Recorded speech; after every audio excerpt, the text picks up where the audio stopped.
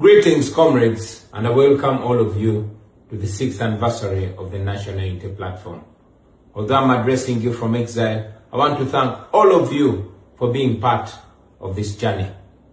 On this day, 6 years ago, the 22nd of July 2020, I addressed you as we were unveiling the National Unity Platform as the political and electoral platform of the People Power Movement. I told you about the journey and process that we had gone through to secure this political party. I told you about the challenges that we had faced. I told you that we had intended to register People Power as a political party, but Museveni made sure that People Power cannot be registered as a political party. So we had to use creativity in order to secure a political party. And indeed, we unveiled NUP just 3 months to the election of 2020. By the grace of God, we succeeded. I told you about our identity, and I made it clear that we were not a political party, but we had a political party. I explained that we were larger than just a political party. We were a movement, a liberation movement. I explained our mission, that our mission was not to be just another opposition political party, but a movement that was intending to put an end to the Museveni dictatorship that had turned our country into a shameful spectacle across the globe. I told you about what Mandela taught us, that under dictatorship, it is the oppressor that determines the course of the struggle. And indeed, it is Museveni and the way he was treating us that had caused us to act in a way that we were acting and to secure a party in a manner that we secured it. Well, since then, NUP has faced different challenges. It has been targeted by the regime. As you remember, our former leader, Mzee Chibalama, was abducted, compromised, and forced to disown us. We have faced court case after court case and the threat of deregistration. We have had our candidates denominated. We have had our members abducted and many killed. We have, been targeted not only by the regime, but even those that purport to be in the opposition. We have been denied funds that we are legally entitled to.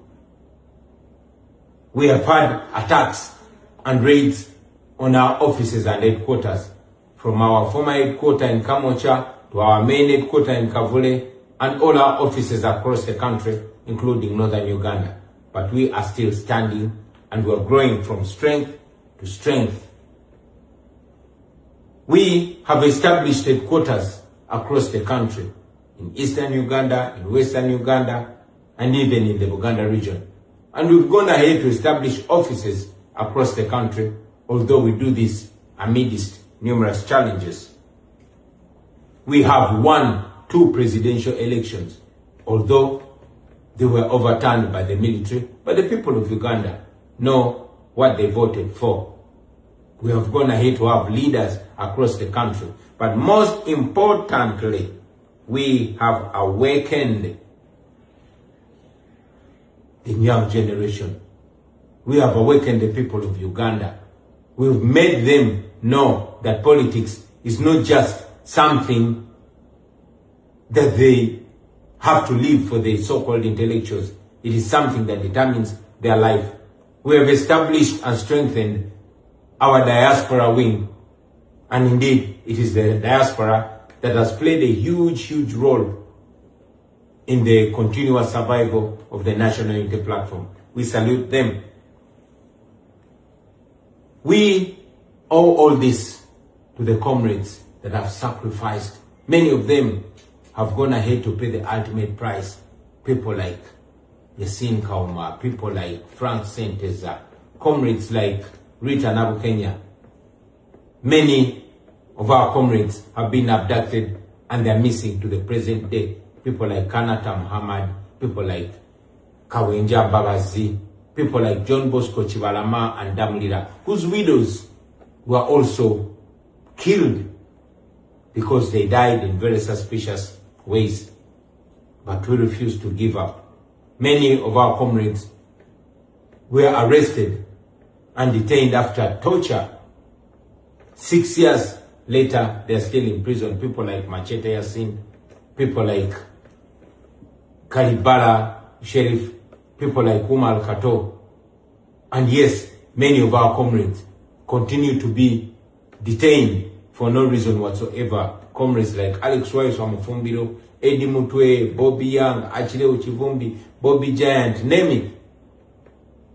We owe it to comrades like Olivia Rutaya, comrades like Doreen Kaija, Sauda Madada, and others that are in prison but refuse to give in because they have not committed any crime.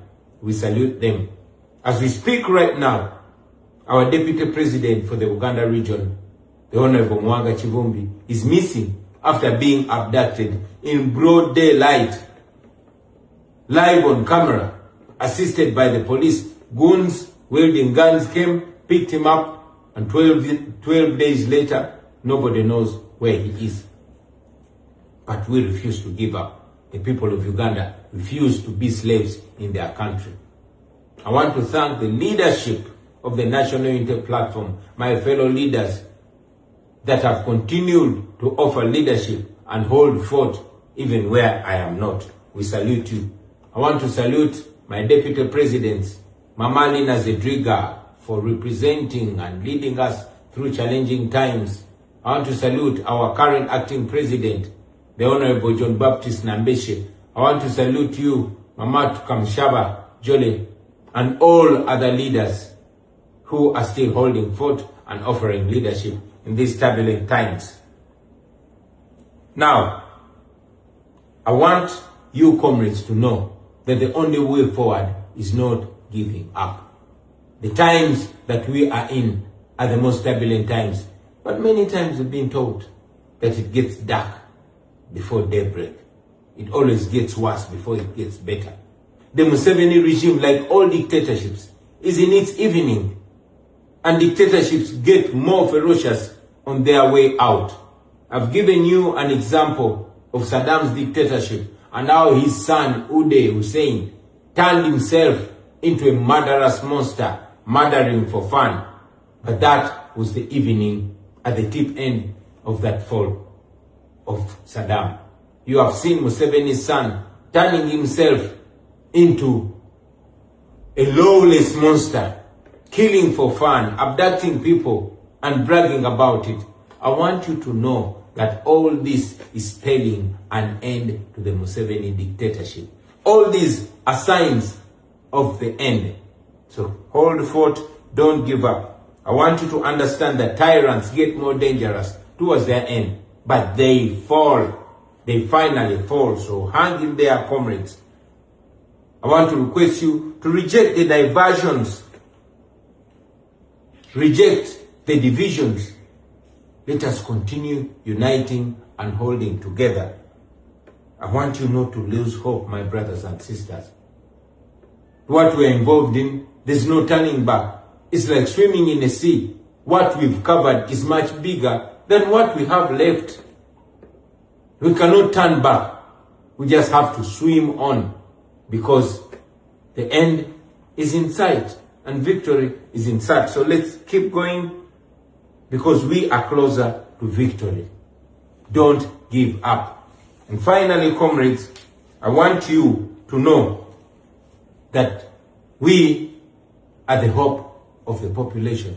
The people of Uganda voted for us, and they still have their hope in us. So keep offering leadership, even amid these challenges. I'm aware that the LC elections are around the corner. Please get involved and take that leadership right from the grassroots. Take leadership of your villages. Get involved in the LC1 elections and take that power, take them over. On my end, I am not seated. I'm pressing every button that facilitates the quick fall of the Museveni dictatorship.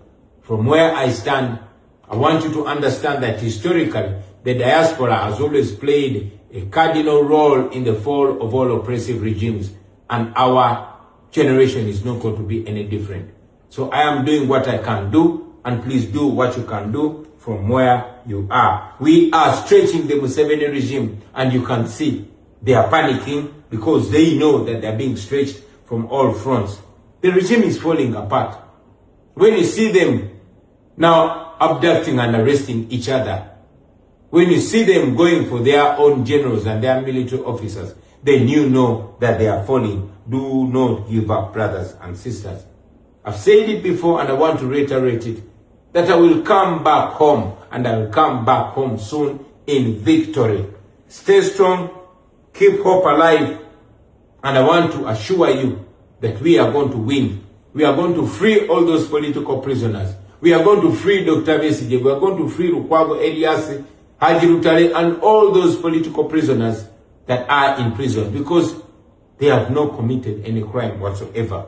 I want you to know that one day you will see Museveni, his criminal son, and all his enablers in court.